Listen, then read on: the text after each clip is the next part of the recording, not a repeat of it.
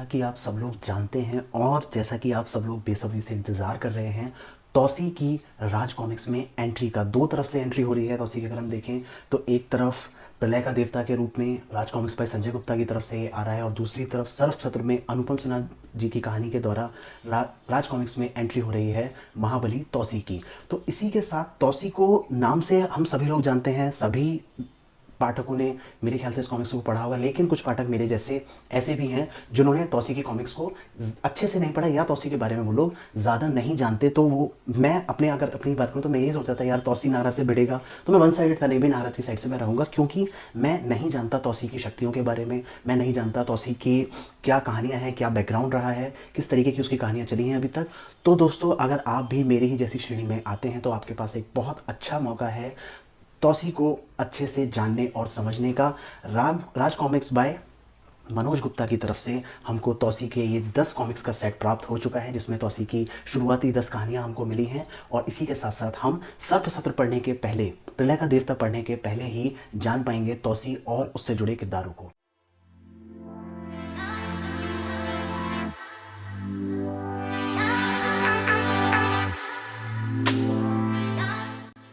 इच्छाधारी सांप पहली comics original cover art के साथ, ओरिजिनल एड्स डिटेल्स के साथ। इसमें ऋतुराज जी के बारे में भी इसमें बताया गया जो इसके प्रकाशक हैं।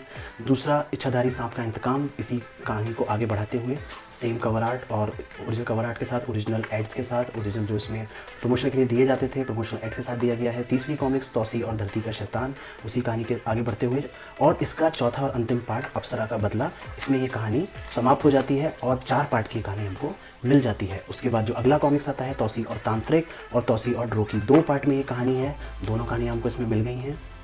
तीसरा, तौसी पाताल लोक में कंगारू का तिलिस्म और महाबली तौसी, 3 पार्ट की ये कॉमिक्स है। और अगर हम इसके तीसरे पार्ट की बात करें तो कहानी अभी खत्म नहीं हुई। समुद्र का देवता जो इसका अगला पार्ट है वो हम उम्मीद कर सकते हैं अगले सेट में जल्दी ही हमको देखने को मिल जाएगा। 3 पार्ट में कॉमिक्स हैं। इस समुद्र का देवता हमको दी जा सकती थी तौसी और सपेड़ी के बेटी के बदले, लेकिन अब किया है तो कोई बात नहीं, हमको इंतजार करना ही पड़ेगा। इसी बीच एक कॉमिक्स और आनी थी, तौसी और अप्सरा की आत्मा, ये भी इन्हीं के बीच का पार्ट है। तो सीक्वेंस की अगर हम बात करें तो सीक्वेंस बिल्कुल ठीक नहीं हम कह सकते, लेकिन हाँ तब भी हमको काफ़ी कॉमिक्स इसमें समझने के लिए शुरुआती कॉमिक्स मिल गई हैं।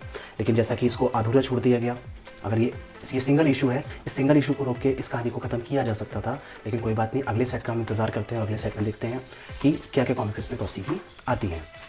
ओरिजिनल कवर आर्ट के साथ हमको सारी कॉमिक्स मिली हैं। इनको पढ़ने के बाद हम लोग बहुत अच्छे से समझ पाएंगे कि तौसी असल में कौन है, क्या तौसी की शक्तियाँ हैं, कौन कौन से किरदार तौसी की कॉमिक्स में तौसी से जुड़ते हैं, ताकि हम अच्छे से नागराज और तौसी की जंग का मज़ा ले पाएँ, जब हमें दोनों की शक्तियों का पूर्ण ज्ञान हो और हम दोनों को ही अच्छे से जानते और समझते हों।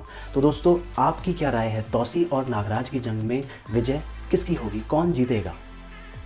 तो कमेंट बॉक्स में ज़रूर बताएं आपका फेवरेट कौन है, तौसी या नागराज, और आप किसकी टीम में होना पसंद करेंगे। अप्सरा को लेकर बहुत बातें हो रही हैं, तौसी की वाइफ, तो अप्सरा को देखना भी बहुत ज़्यादा रोमांचकारी होने वाला है। 2 अलग अलग तरीके से अलग अलग आर्टिस्ट के द्वारा अप्सरा को भी रिक्रिएट किया जा रहा है। तो अप्सरा या विसर्पी, नागराज या तौसी, दोस्तों आपका फेवरेट क्या है, कमेंट सेक्शन में ज़रूर बताएं।